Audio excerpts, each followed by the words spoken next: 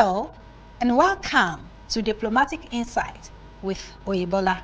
On this episode, we shall be discussing the significance of President Bola Ahmed Tinubu's historic state visit to St. Lucia, and also look at Nigeria's request for the prioritization of the Combined Maritime Task Force for the Gulf of Guinea at the AU Summit and what it means for our national interest.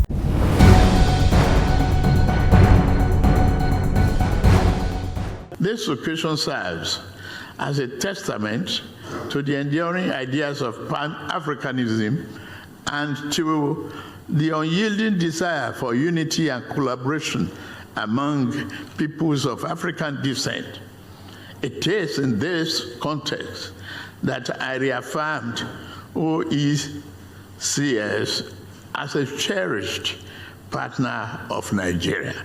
President Bola Ahmed Tinubu, in furtherance of his administration for this foreign policy framework, democracy, development, diaspora, and demography, paid a state visit to St. Lucia, a country with deep cultural and historical ties with Nigeria.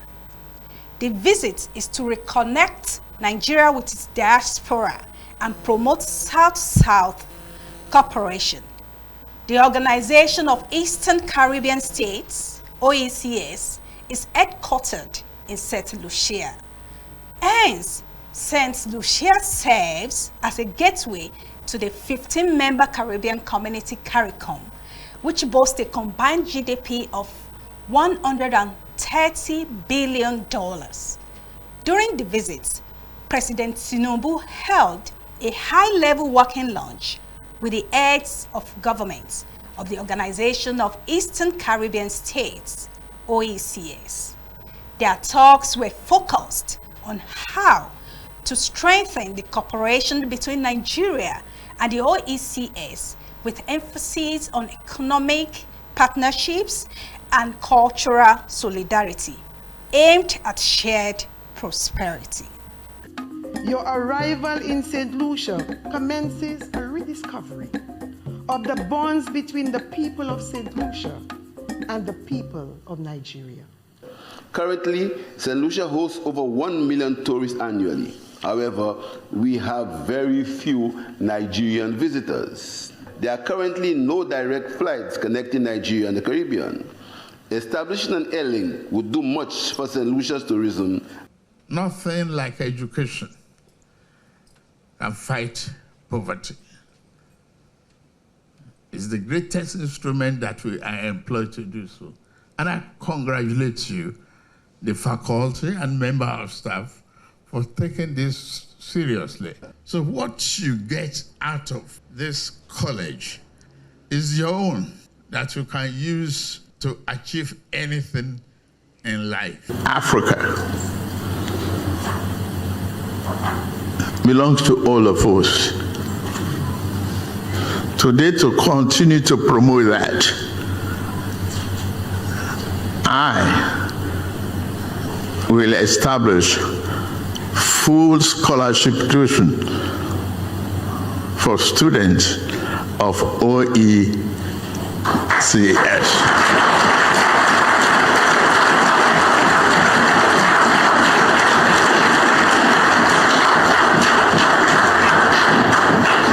From cultural and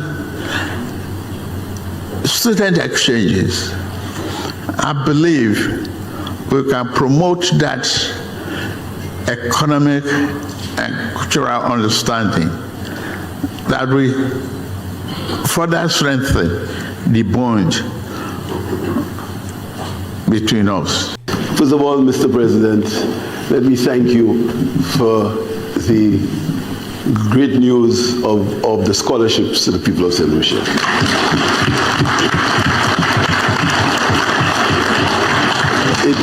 It falls in line with our government's policy of providing every household in St. Lucia with one university graduate. Thank you. This diplomatic move is a symbolic bridge that will provide a gateway in fostering ties between us. To further deepen our partnership, I recommend that our two parties initiate negotiations towards a formal agreement on a joint commission or political consultation, such as framework that will provide structural platform to explore and advance cooperation across a broader range of mutually beneficial areas. Let me once again reaffirm Nigeria's commitment to nurturing the seed of friendship and solidarity we have planted here today. We value this relationship and are determined to see it flourish in the spirit of brotherhood, shared history, and vision of greater prosperity for our people. As we chart the course forward, I am reminded of this word of Marcus Garvey: get organized and you will compel the world to respect you.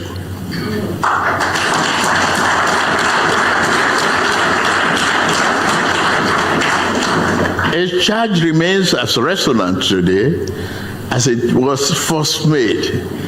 Likewise, an African proverb teaches us, and I quote, "If you want to go fast, you go alone. If you want to go far, go together."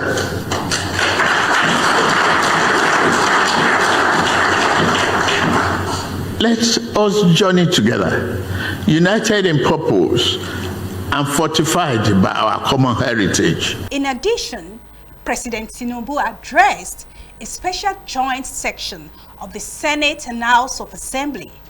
The importance of President Tinubu's state visits to St. Lucia includes commitment to formal diplomatic ties between Nigeria and St. Lucia's, aiming to strengthen bilateral engagements, St. Lucia and Nigeria's commitment to trade, investments, agriculture, tourism, health, education, and cultural exchange. Nigeria's commitment to support for small island developing states, SIDS, prioritizes namely climate change, disaster response, and development financing in global fora.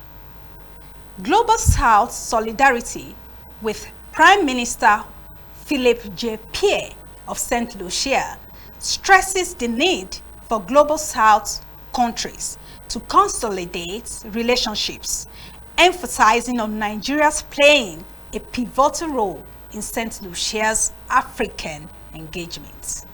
With an area of 2.35 million square kilometers, the Gulf of Guinea is the second largest gulf in the world.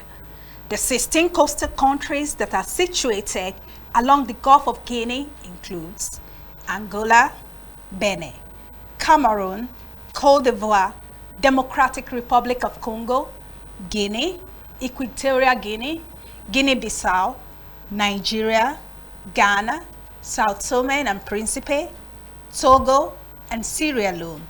The Gulf of Guinea region accounts for more than 35% of the world's total petroleum reserves. Several minerals, including diamonds, uranium, copper, manganese, gold, tin, bitumen, phosphates, granites, marble, quartz, silver, and mica are found here. The principal economic activities of the Gulf of Guinea region are petroleum exploration, mining and gas flaring, port operations, and fishing.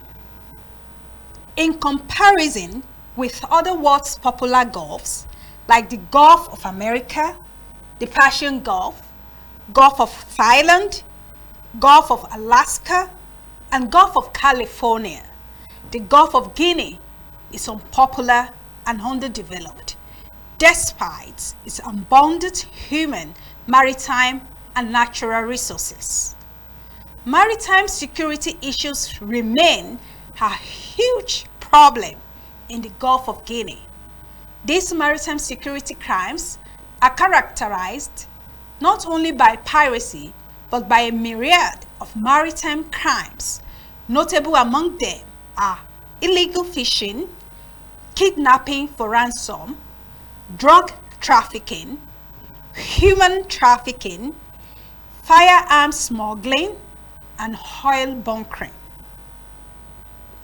As this goes on, pollution keeps threatening the general marine and coastal biodiversity in the region, resulting in making livelihood difficult for the coastal rural dwellers and beyond. At the 38th Ordinary Section of the Assembly of the African Union Heads of State and Government in Addis Ababa, Ethiopia, the Minister of Foreign Affairs, Ambassador Yusuf Tuga, on behalf of President Bola Ahmed Tinubu, made a clarion call for the African Union Peace and Security Council to prioritize the creation of a combined maritime task force for the Gulf of Guinea. In the same vein, he expressed Nigeria's inclination to host the combined task force headquarters in Lagos. To help us understand this issue better, we have Brigadier General S.K. Usman, who retired from the Nigerian Army in 2019 as the Director of Army Public Relations and spokesman for the Nigerian Army. While in the military, he served in various units and formations of the Nigerian Army and had 2 tours of duty on United Nations peacekeeping operations in Sierra Leone, Ethiopia, and Eritrea. In United Nations mission in Sierra Leone, UNAMSIL, he served as Military Public Information Officer, MPIO, for name BAT 14, and the Nigerian contingent from 2002 to 2003.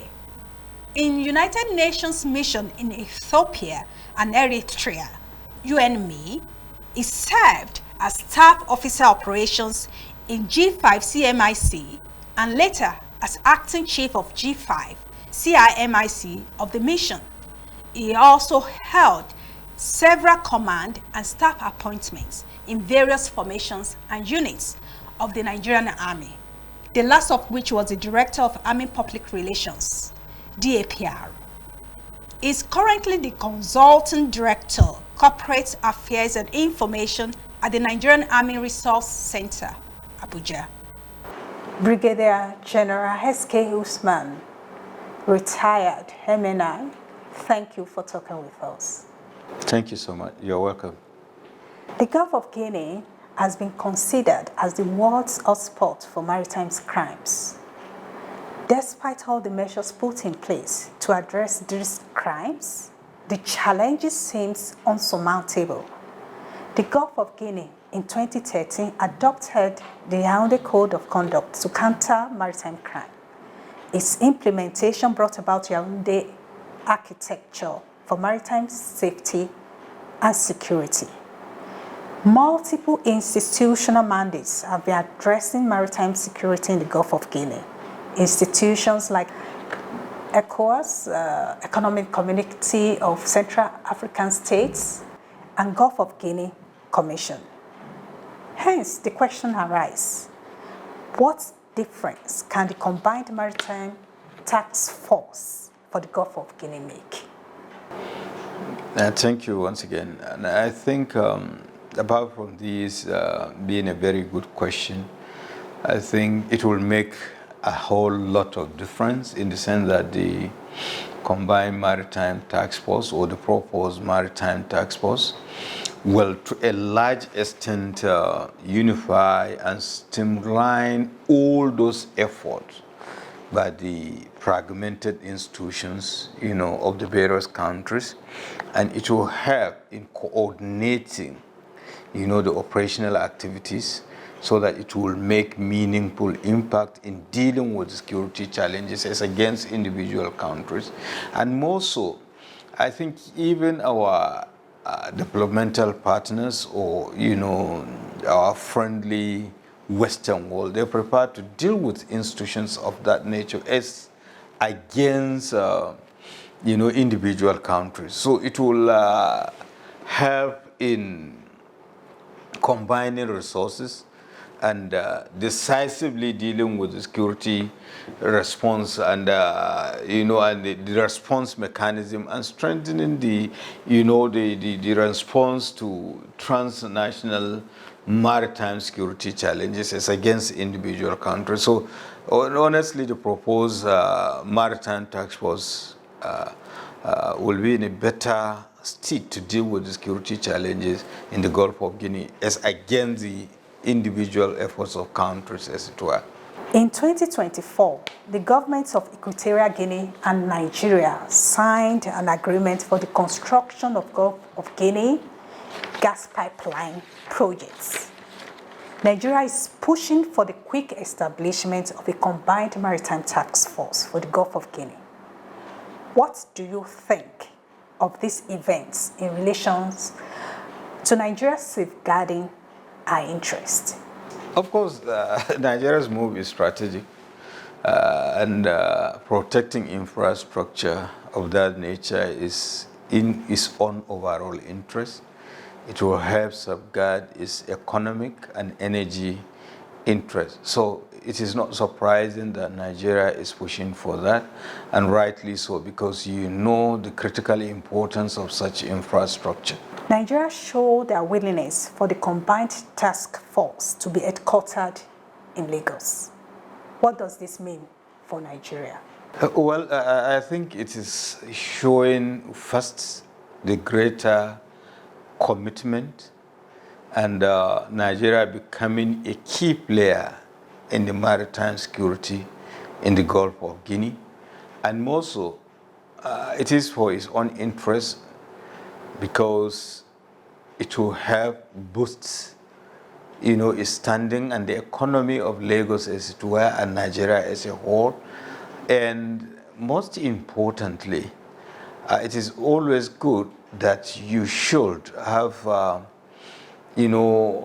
controlling interest, because there are certain privileges associated, so much as there are responsibilities associated with countries that are playing host to this kind of international organizations, more so that has to do with maritime security in the Gulf of Guinea. So I think it aligns perfectly well with Nigeria's economic interests, that and of course security as well as geopolitical interest for the proposed maritime task force to be domiciled, the headquarters to be domiciled in Nigeria, or Lagos as it were, Nigeria.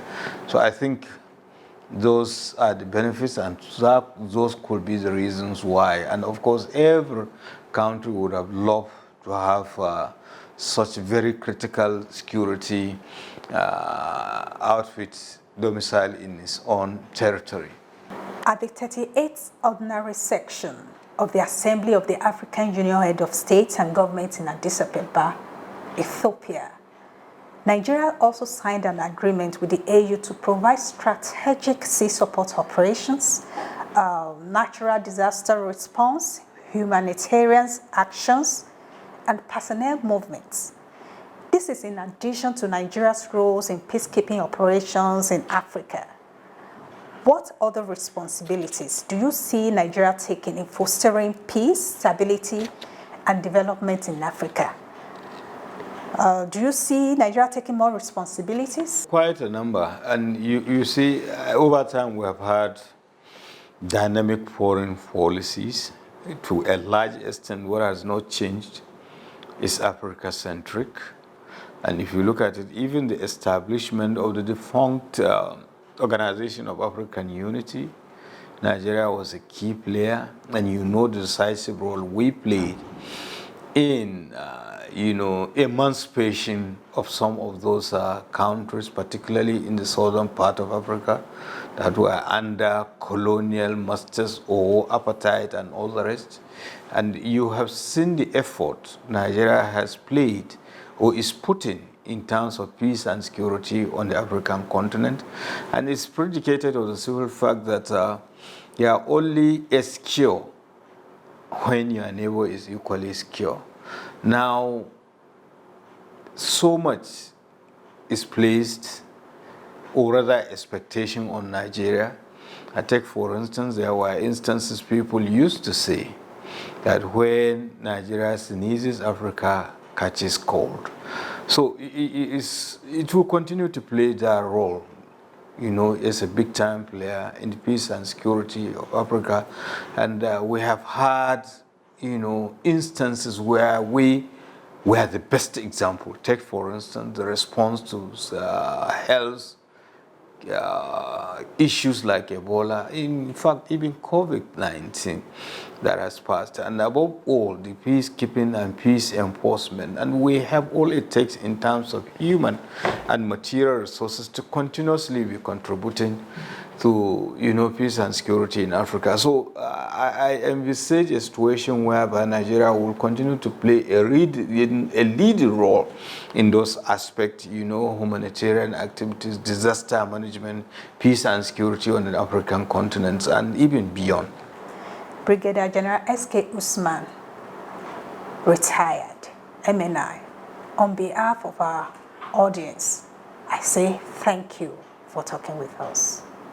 I'm very pleased, and I regard this as a very huge honor and privilege to be on your program. Thank you, and keep on doing the good work. There is no doubt that it is pertinent to integrate and coordinate the various security agencies and security intelligence services in the region into a functional system. Also, there is the need to improve on the information and communication technology, ICT, and the need to utilize space technology by using modern satellite technology to bring about a lasting maritime security in the Gulf of Guinea. Furthermore, Nigeria must continue to push the Gulf of Guinea Commission for an expeditious establishment of a specialized court to try maritime piracy cases in a competent jurisdiction within the Gulf of Guinea.